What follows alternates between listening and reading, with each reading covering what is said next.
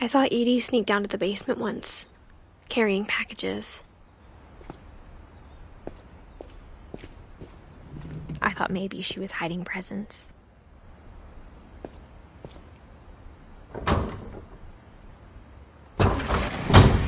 It turned out she was hiding a lot more than that.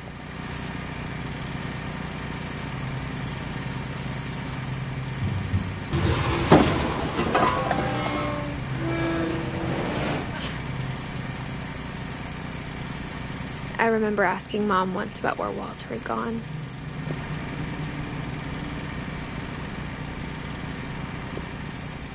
She said after Barbara died, he got as far away as he could.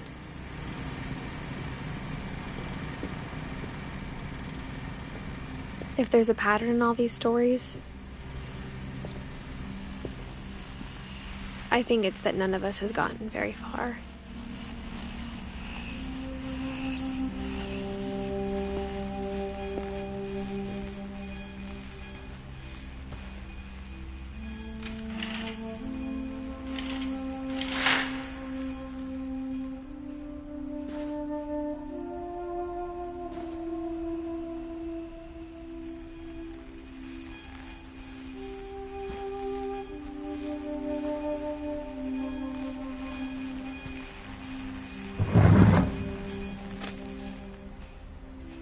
Goodbye, everyone.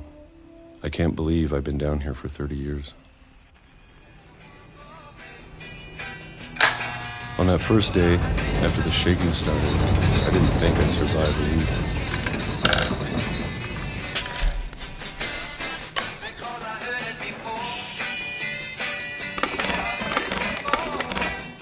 But after a few days, I settled into a routine. That's what kept me sane. Having a schedule, living for today. I always expected to be dead tomorrow. But if you wait long enough, you get used to anything.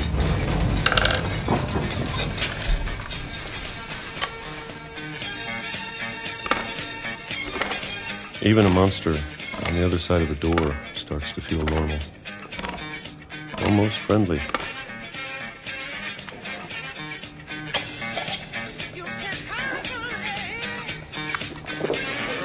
And then one day, everything just stopped. Whatever that thing was, it was gone. Maybe it got tired of waiting. Or maybe I just got tired of being afraid.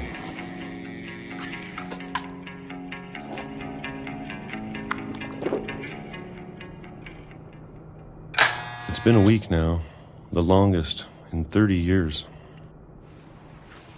I'm done waiting. I have to leave while I still can.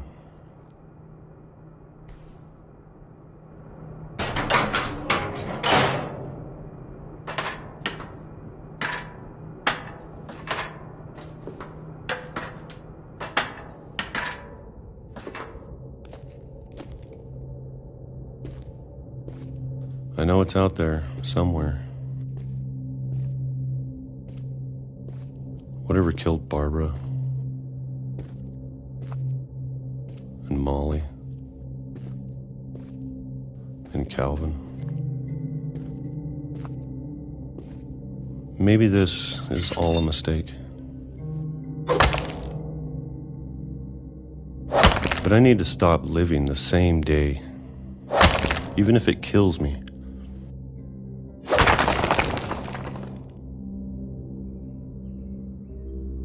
Whatever's out there, I want you to know I'm ready for it. I'm going to appreciate all of it, especially the food. I don't mind if I only have a year left, or a month, or a single week. I'd be happy with one new day. I can already imagine the sun on my face.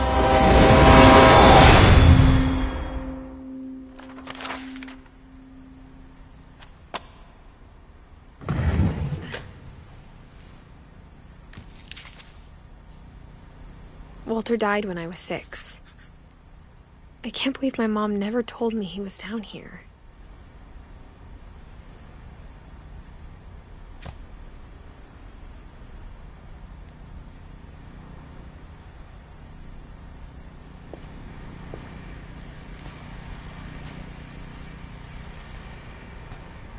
I'm sure my mom was trying to protect me.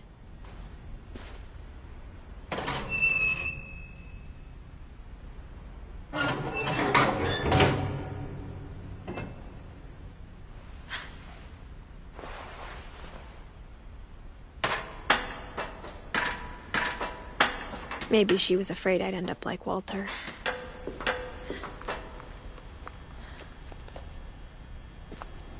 But if she never told me about an uncle under the house,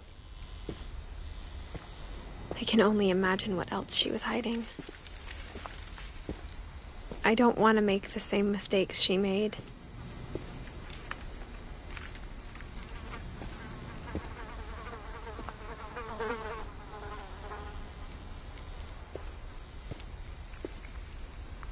Trying to bury something that's still alive. Now that there's only one of us left, or maybe 2, I thought it was time I heard the stories for myself and found out what happened to everyone else. But now I'm worried the stories themselves might be the problem. Maybe we believed so much in a family curse, we made it real.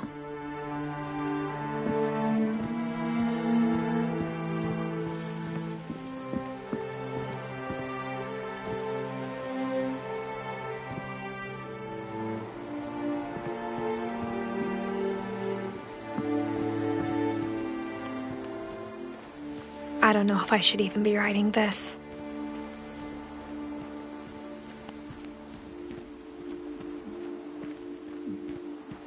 Maybe it'd be better if all this just died with me.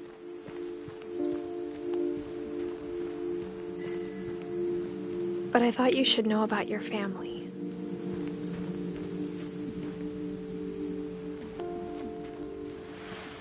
And the history you're a part of.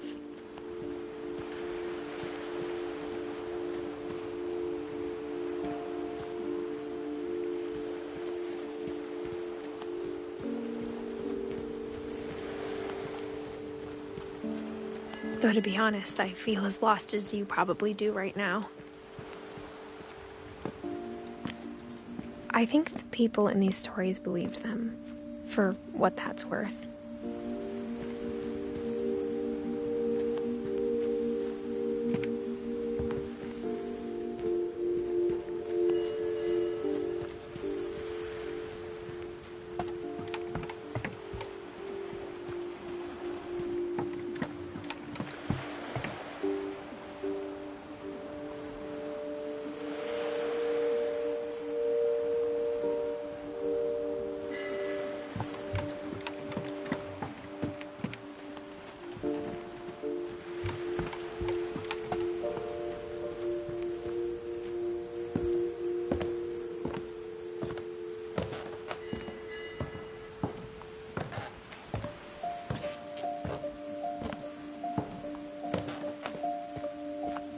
And when you look at the house, that history of imagination and stubbornness and madness, any of it seems possible.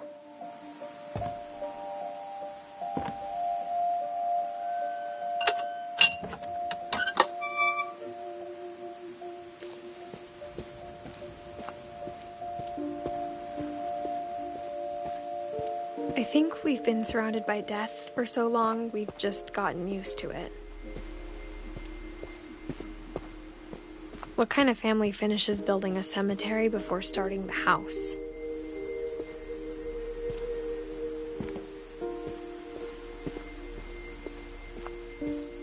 It's embarrassing for me to admit this, but the pet cemetery made me more uncomfortable than the human one. 3 of the gerbils were mine, and 2 had been my fault.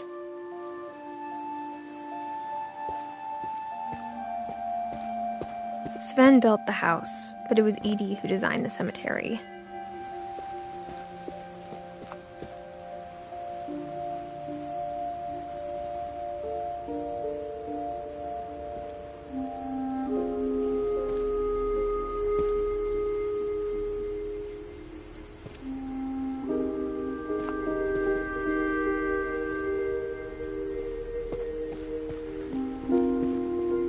I'm sure Odin's monument had been Edie's idea. My mom was always trying to move on, but for Edie, the past never went away.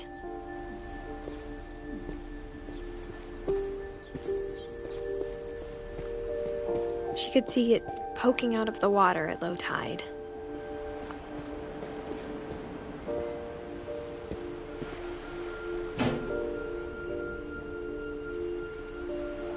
Edie said she dreamed about the old house every night.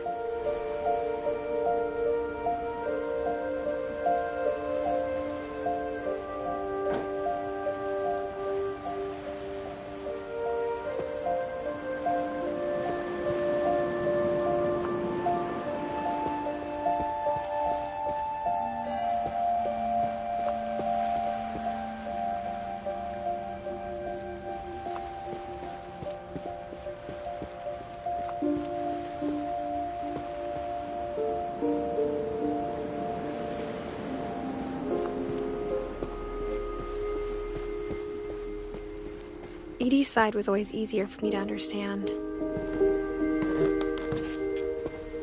But the older I get, the more I can see where my mom was coming from. Her dad had been pretty strict, but it wasn't enough to save her brothers. She was just trying to do better.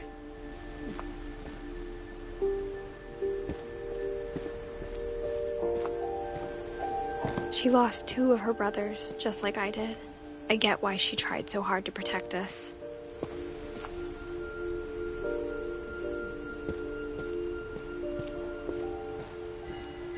There's so many things I wish I could ask my mom now. Part of me thinks this is what she wanted all along. For me to come back someday and find everything out for myself.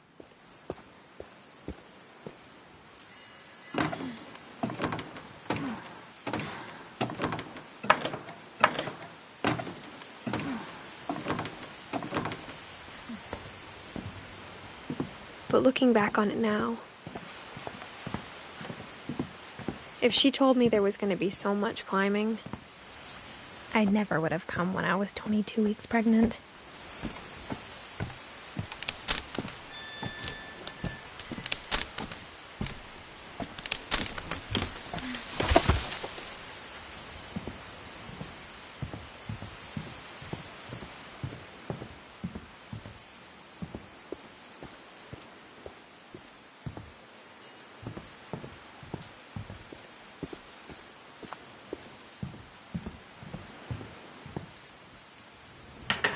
I never met Grandpa Sam, but I think he and my mom had a lot in common.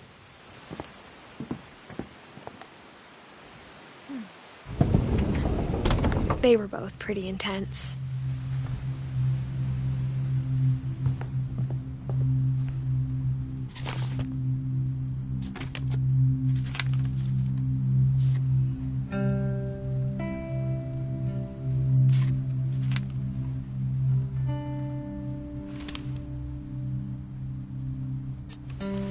Dawn, I promise, you'll never forget this weekend. Yes, sir. These memories are gonna last a lifetime. What? Am I gonna have to shoot anything? It's a hunting trip, Dawn. Shooting is strongly encouraged.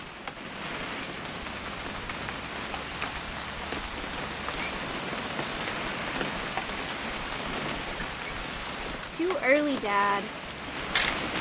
Perfect. It's gonna rain the whole weekend, isn't it?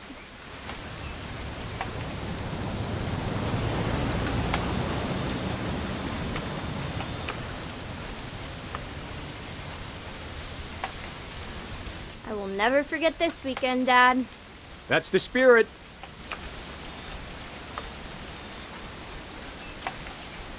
Smile, Dawn.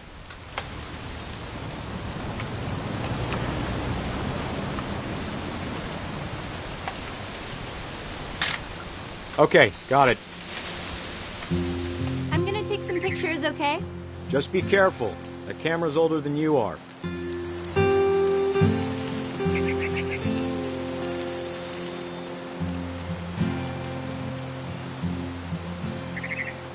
You're right, Dad. It's starting to clear up. Still freezing, though.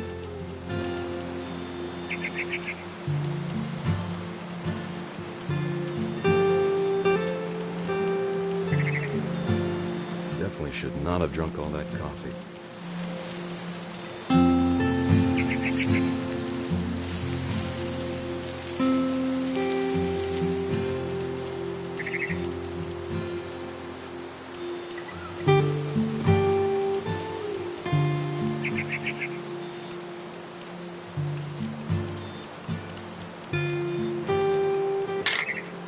Aw.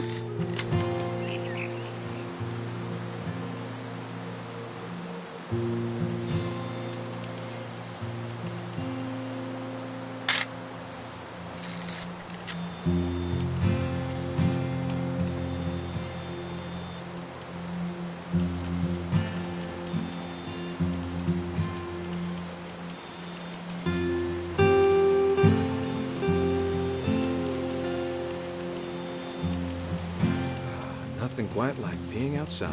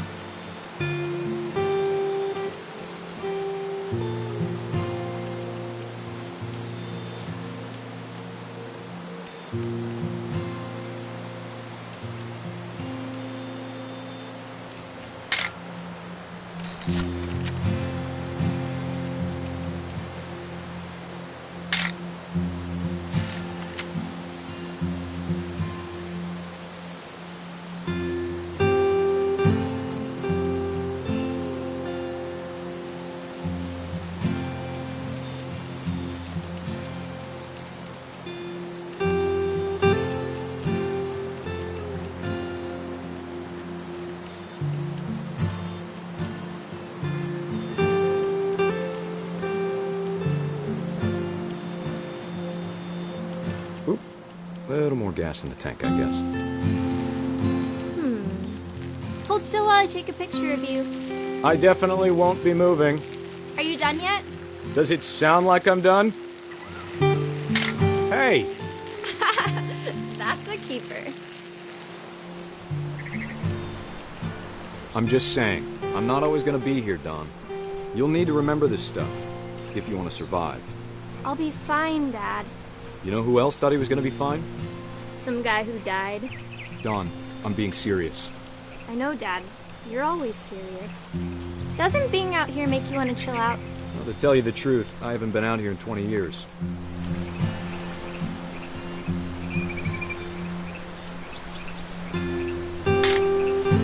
Don, don't you think you could find something more interesting to photograph? Last time I was with my brother Calvin. Man, that was a great trip. Your grandpa Sven taught us how to fish, how to build a fire. We found an old logging trail. There were deer everywhere. Dad! Good eyes, Don.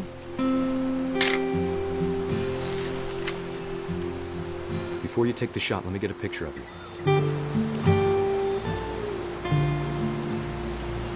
Dad, I... Just breathe. Turn off your imagination. Focus on your target.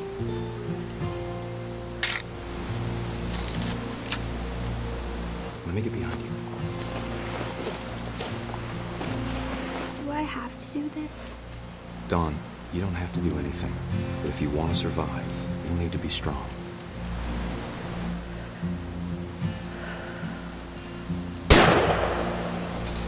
Great shot, Don.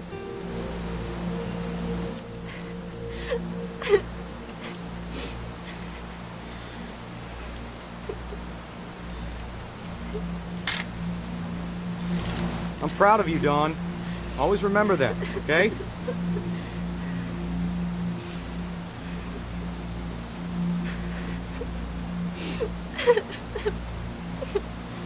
Sorry, Don. Just gotta reset the timer.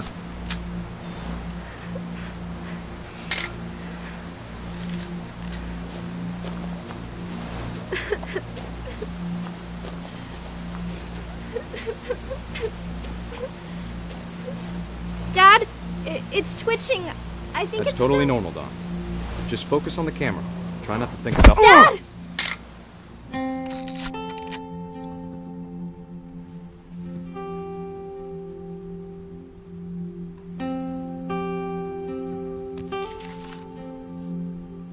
Of all these stories, that's the one I wish most that my mom had told me.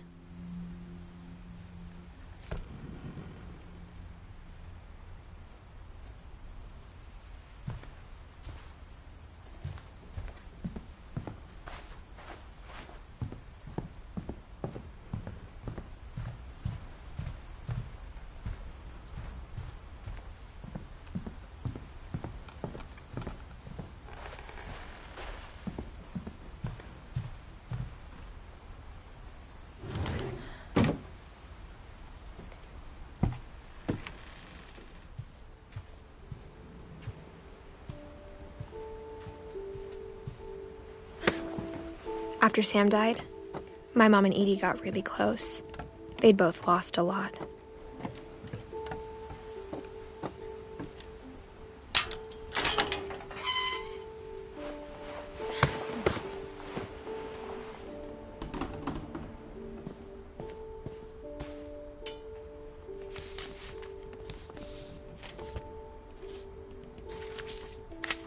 Dear Kay, do you remember the way Gregory used to laugh when he thought he was alone?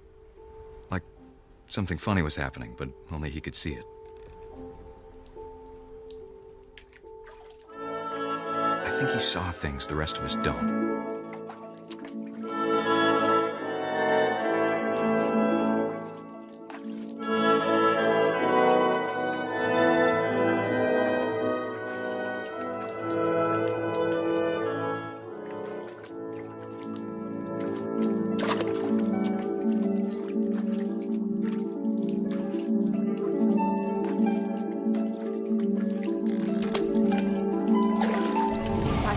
Gregory, it's time to... Hold on, sweetie. Hello? Sam, I told you I don't want to talk right now. I wonder what he saw.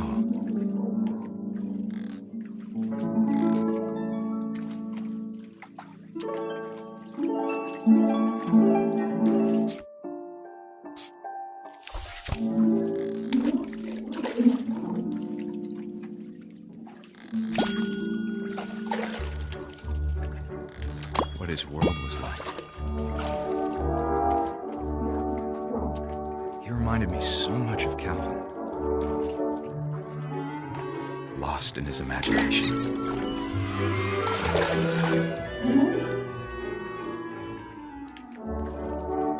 Whatever it was he saw.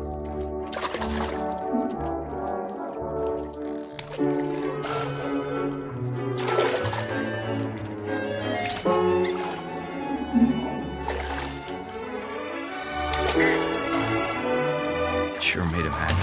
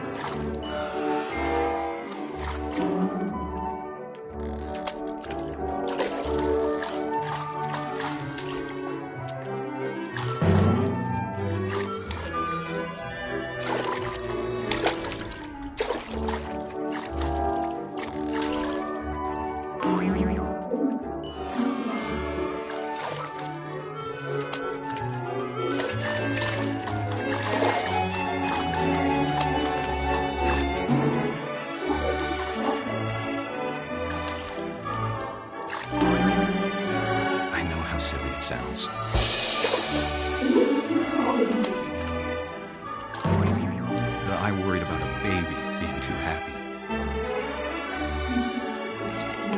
But I could feel him slipping away. Sorry about that, Gregory. I know you did everything you could. Maybe if I hadn't called that night. Damn it. Hold on, I don't want Gregory to hear this. I wish he could have told us about the world he saw.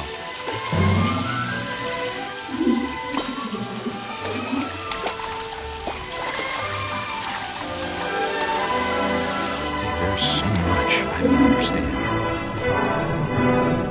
about Gregory, about everything.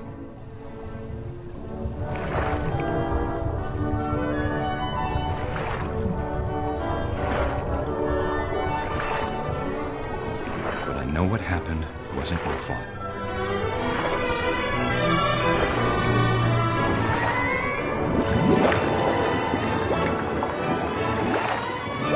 I'm sure he's happy. And he'd want you to be happy too. Good luck, Kay. Love, Sam.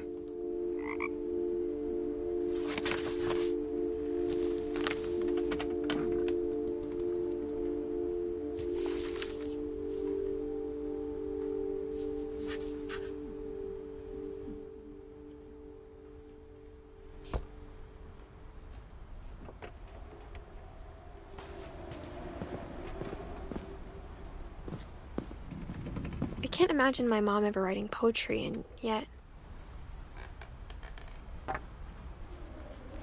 A poem for Gus, who always said the wedding was a bad idea. Our father never hit us kids, at least not very hard, before the day my brother said with teenage disregard that he'd be dead before he'd see a wedding in our yard.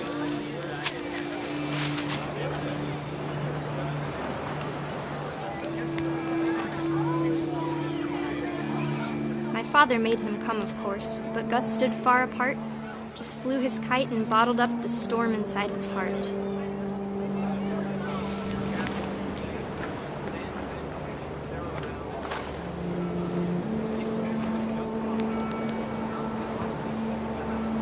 I tried to talk him out of it, but though he'd never met her, "We don't need a stepmom," were the words that I now pronounce you husband and wife.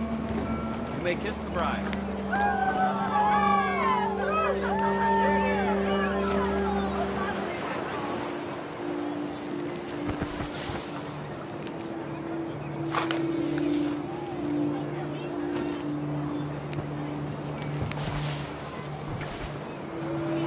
When the time for photos came, Dad ordered him to come here. But Gus declined, and as a sign held up his middle finger.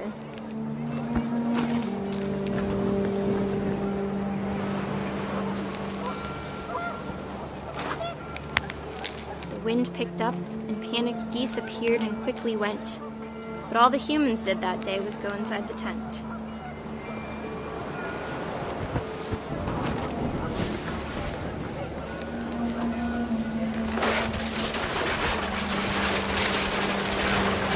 The rain came down in buckets then, but no one seemed afraid that nature might destroy the tent our dad had crudely made.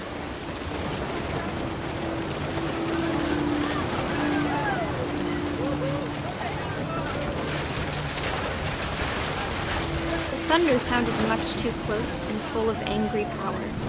But all my father said to this was, "Make the music louder."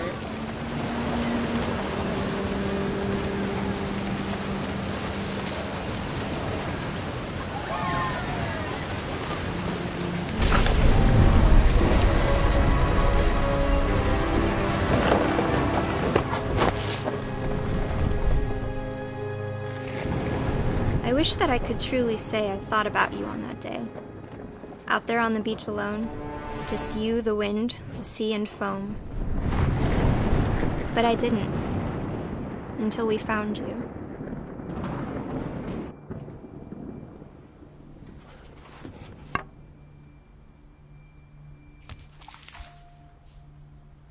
She never talked about him, but Mom told me once if I was a boy, they were going to name me Gus.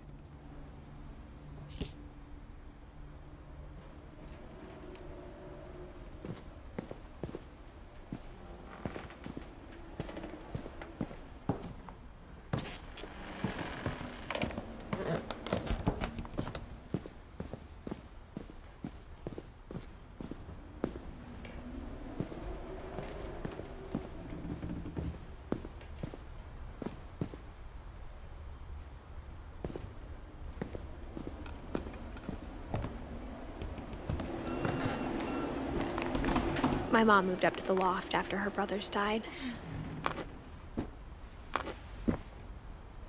At the time, it was as far away as she could get.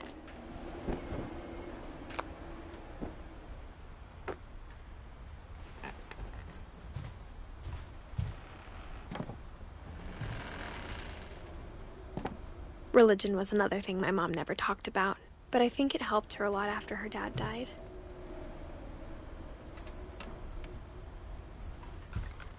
She spent a summer building houses in Calcutta, where she met my dad, Sanjay.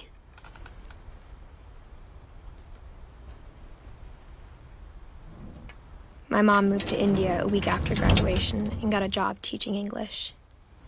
Louis was born a year later.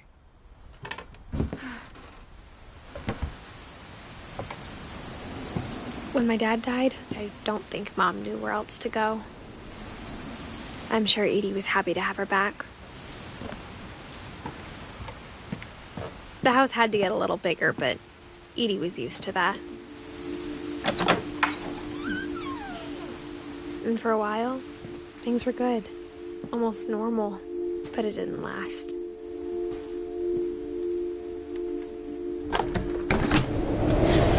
The beginning of the end was Milton's 10th birthday, when Edie gave him a castle.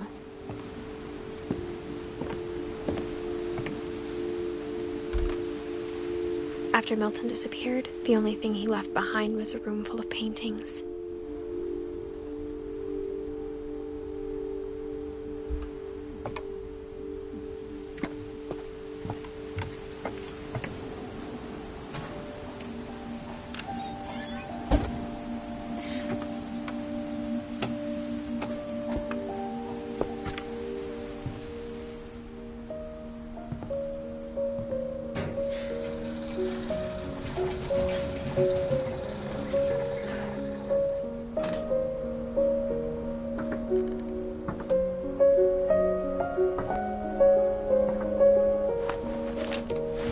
Milton Finch in The Magic Paintbrush.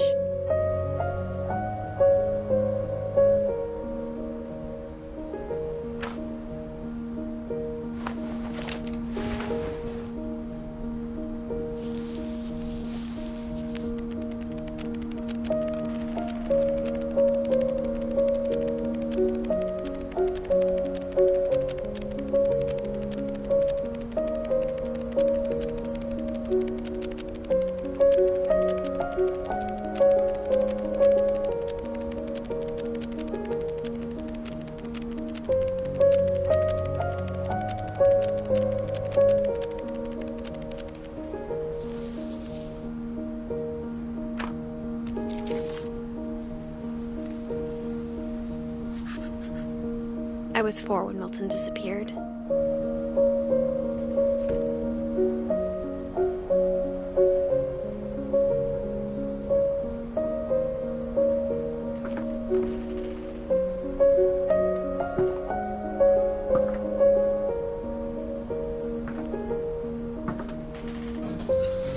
Mom spent months searching for my brother.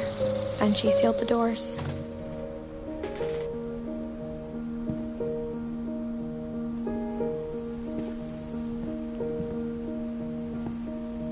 Whatever Milton had found in the house, Mom didn't want it getting out.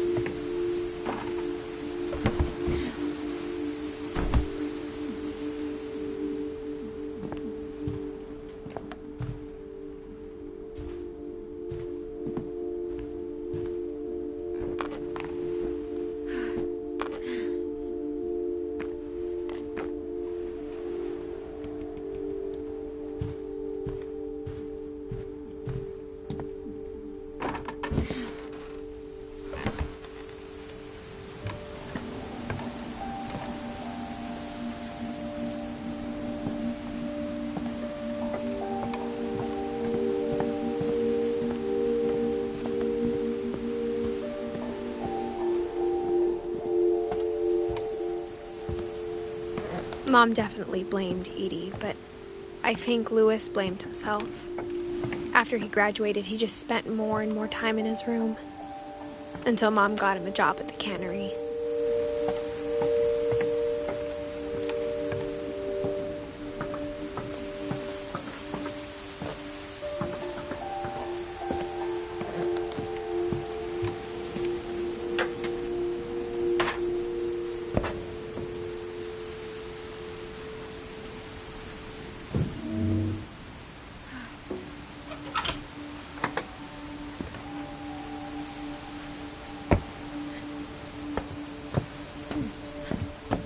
Louis's room smelled very, very familiar. That part of him lived on.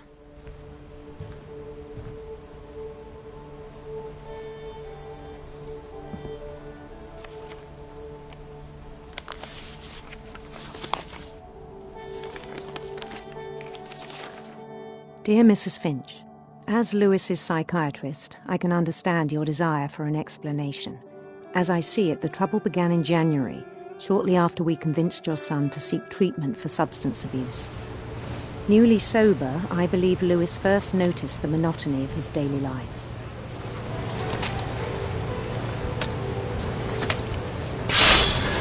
He kept working at the cannery. But he withdrew part of himself. In our sessions, I saw the same behavior. His mind began to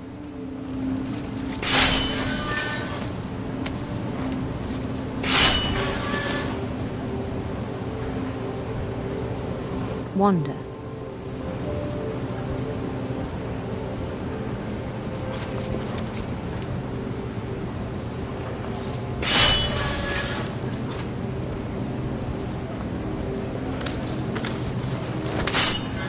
I asked him to describe it.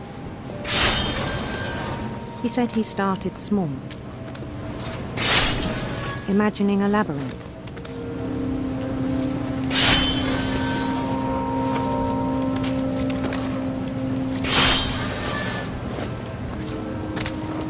He'd feel his way about. Then something moved.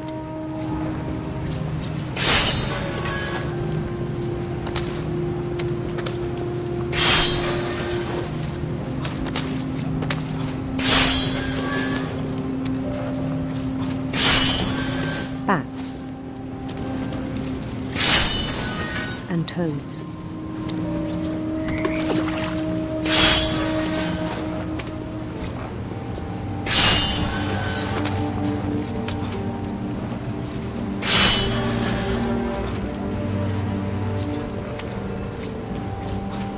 And things that have not names. He knew it was all in his head.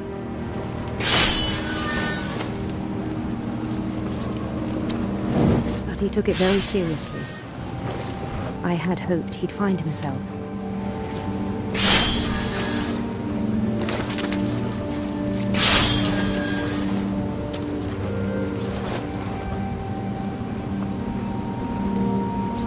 But he found something more. I worried about him then. Daydreaming at the cannery.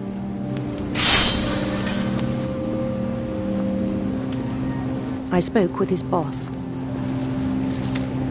But he said Louis had become a model employee. Methodical, tireless, focused.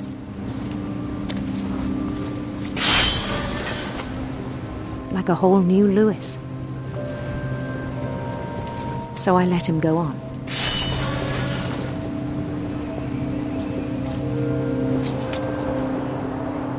I even encouraged him. It seemed very promising at first. He told me he'd made a new friend.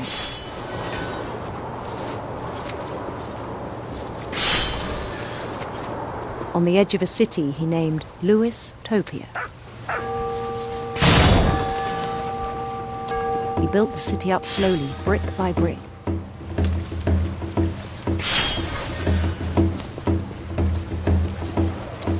Then he made musicians.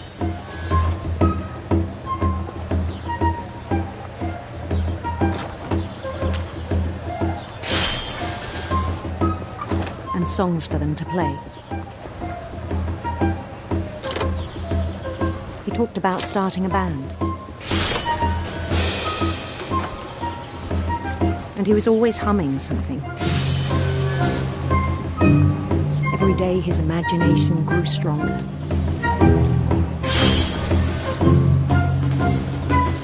He no longer spoke at the cannery. But his chopping was as reliable as ever. Then one day it struck him that all the cheering crowds, even the stones under his feet, were all in his imagination. So he could do whatever he wished.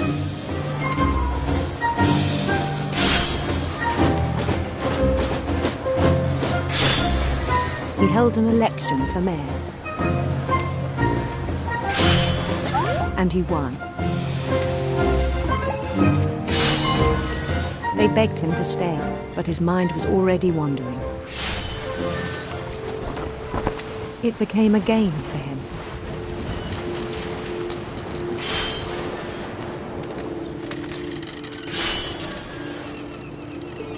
He'd conquer a city, then immediately push on.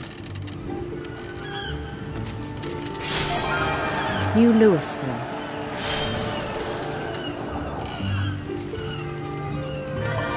St. Louis.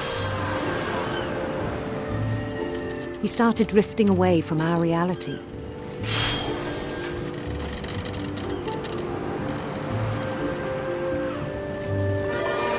Minneapolis, until one day he forgot to go home from the cannery. Even as his mother pleaded with him, part of Louis kept sailing on.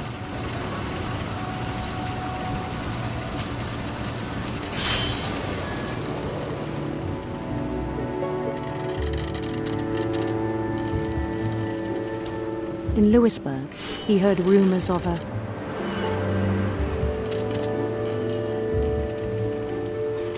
handsome queen.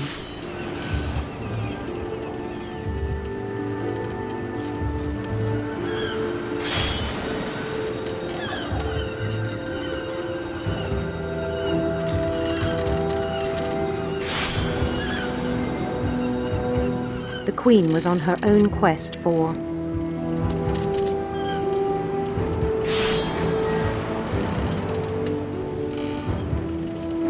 radiant rainbows.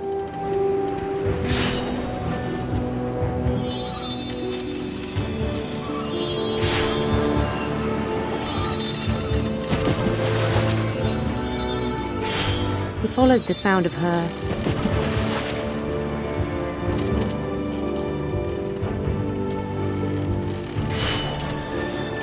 silver harp.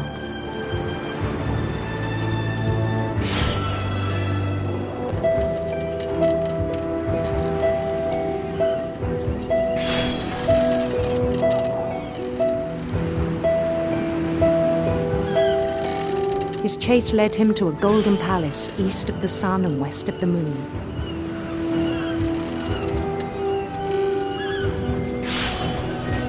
Even then, his logic remained sound.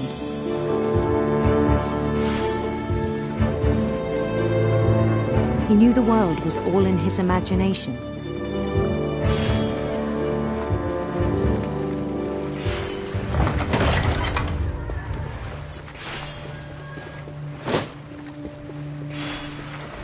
But he was so proud of having created it.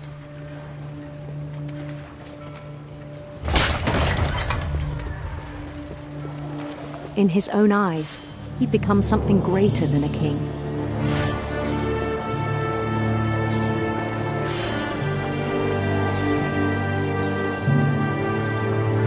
For someone who'd never known success in the real world, I think it was overwhelming. And then it struck him that the real Louis was not the one chopping salmon, but the one climbing the steps of a golden palace.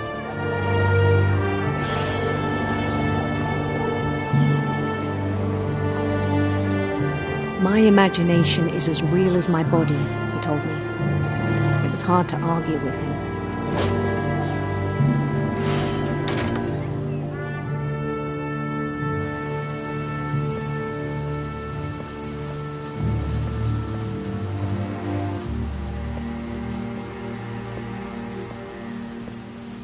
We began to forget the world we know.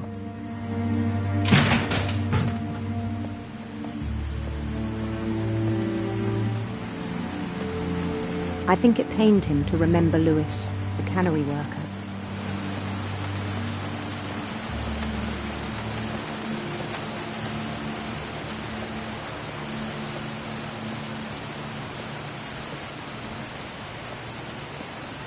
He began to despise the man with a royal contempt.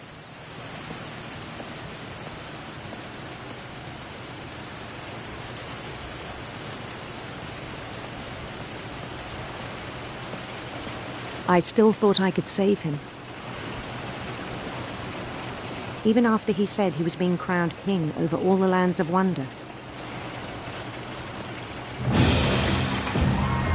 The palace would be packed with his companions.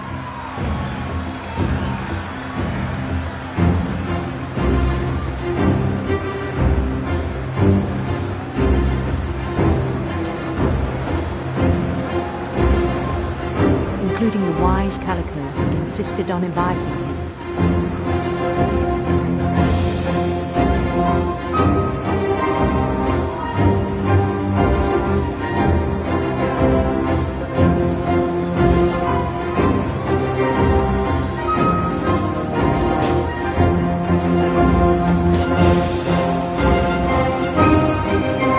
His queen waited, holding his crown.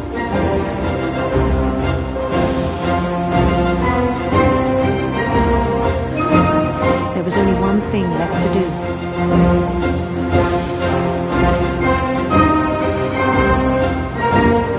Bend down his head.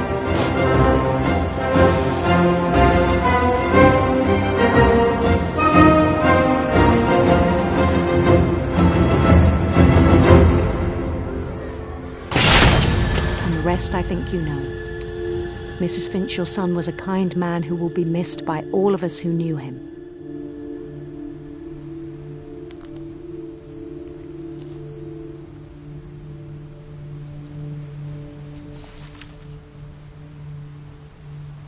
My brother was really cool. I wish you could have met him.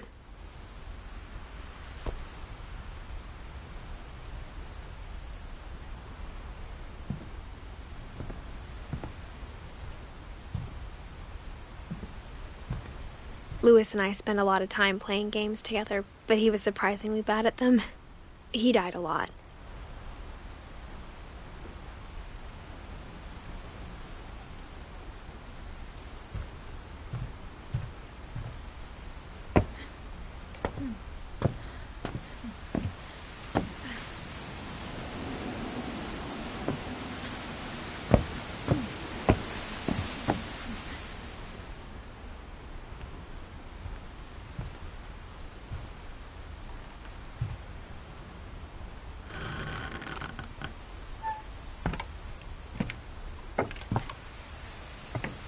On the way back from Lewis's funeral, my mom told me to start packing.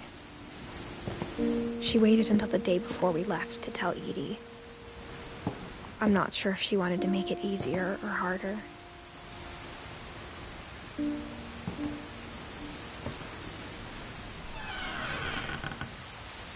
I wish we'd stayed. But I understand why we left. My mom ended up leaving everything behind.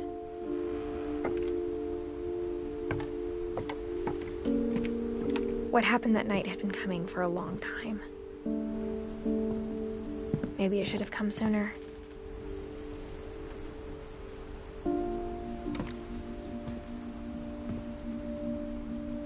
But it had to end one way or another. All that's left now is to tell you about that last night.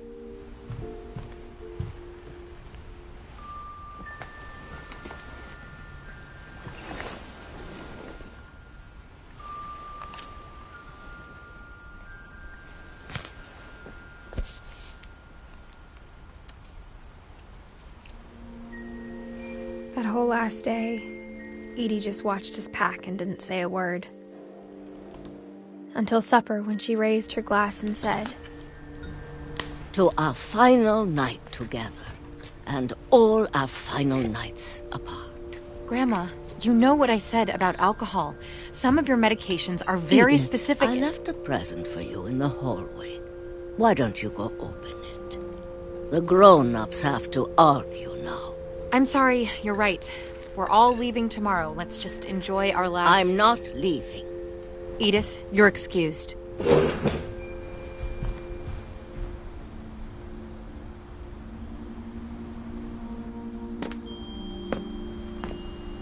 The power had been shut off that morning, but Edie always had plenty of candles. When my mom said the library, I don't think she knew about the other entrance. Or that Edie had a key to it.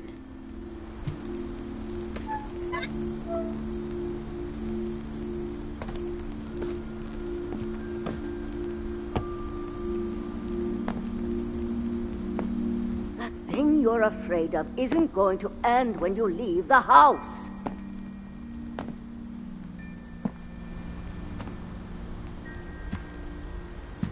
Edith has a right to know these stories. My children are dead because of your stories. I think it's best if Edith and I leave tonight. We'll have the nursing home send a van for you in the morning, okay?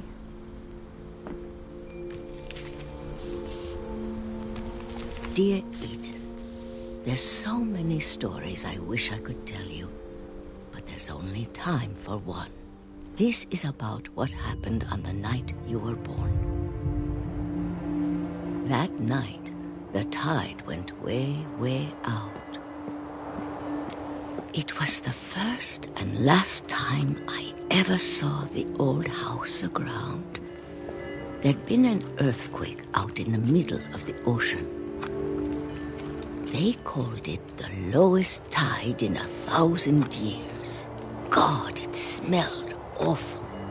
You know, I've seen that house every day of my life. But I never thought I'd go back to it. When the fog rolled in, I lost my way.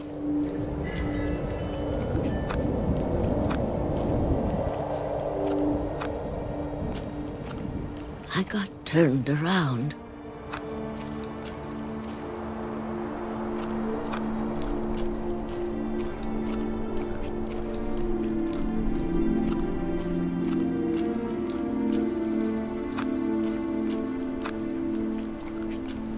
For a while, I wondered. I started seeing things I'd forgotten had ever existed.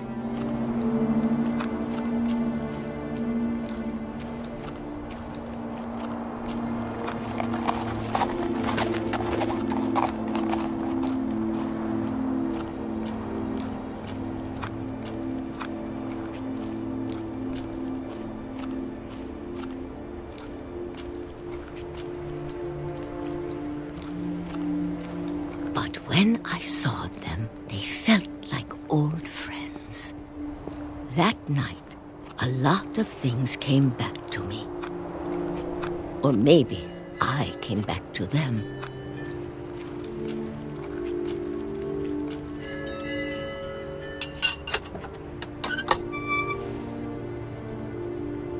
Things I can't explain, but that I need you to try and... Edith, what are you doing in here? It's mine! Edith! Mom, you're gonna rip it! Let go! I kicked and screamed, but Mom dragged me to the car.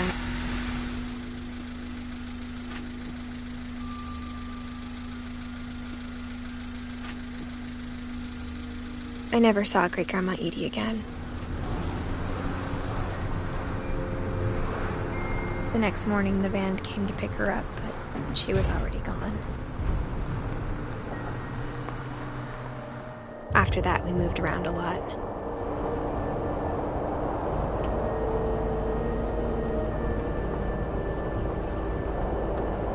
We both tried to make the best of it.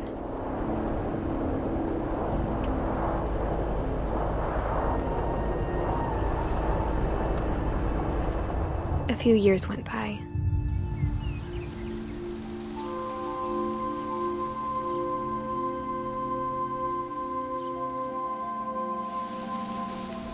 My mom didn't like to talk about it, but she started getting sick a lot. The rest happened pretty quickly.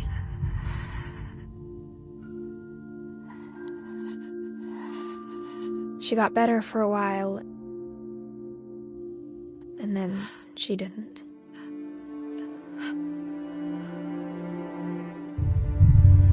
And then I was alone. The last Finch left alive.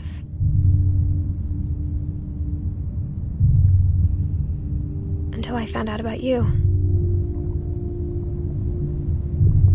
I'm still not sure what to tell you about all this. If we lived forever, maybe we'd have time to understand things. But as it is, I think the best we can do is try to open our eyes. And appreciate how strange and brief all of this is.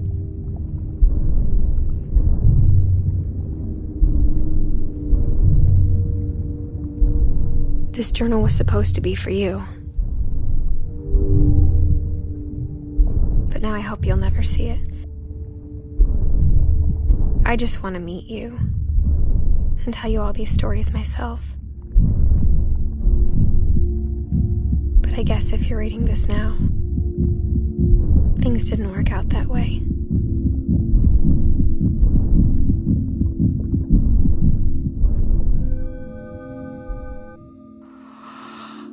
This is where your story begins. I'm sorry I won't be there to see it. It's a lot to ask, but I don't want you to be sad that I'm gone. I want you to be amazed that any of us ever had a chance to be here at all. Good luck.